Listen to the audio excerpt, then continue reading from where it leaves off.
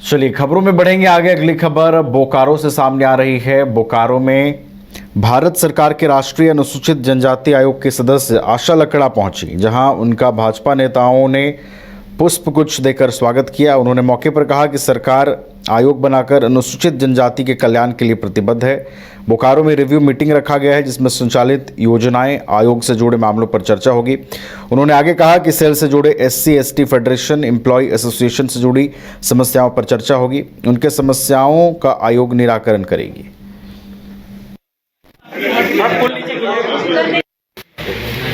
आज पूरे देश भर में राष्ट्रीय अनुसूचित जनजाति आयोग के द्वारा जगह जगह पर आदिवासी समाज का संरक्षण और सुरक्षण के साथ में उनके जो इतना भी सामाजिक आर्थिक गतिविधियां हैं उन पर उनको सहयोग करने के लिए और सम्मानित जो अलग अलग उद्योग हैं, संस्थान है, जिला है, उन सभी के साथ में एक प्रकार का रिव्यू मीटिंग हमारा चलता है।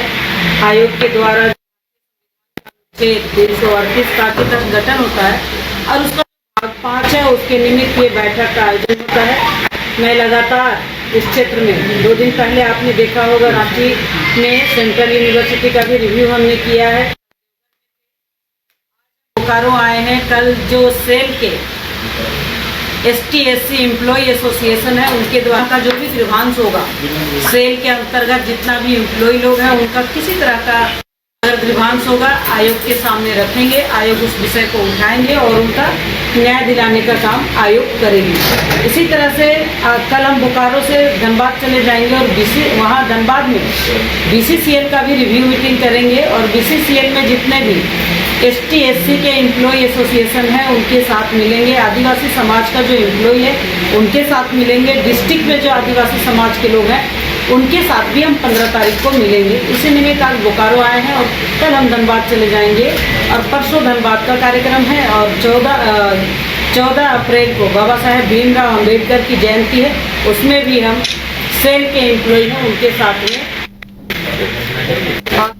अगर आप देश के किसी भी कोने में रहते हैं, अगर आप पटना आना चाहते हैं और घर जैसे रहने और खाने का आनंद लेना चाहते हैं तो एक बार जरूर आए होटल डायमंटन। संपर्क करें 9572759746, 9031859981, 0612400158 एड्रेस अपोजिट विद्या संस्कार स्कूल, रंजन पथ, गोला रोड, बेली रोड, पटना 801503।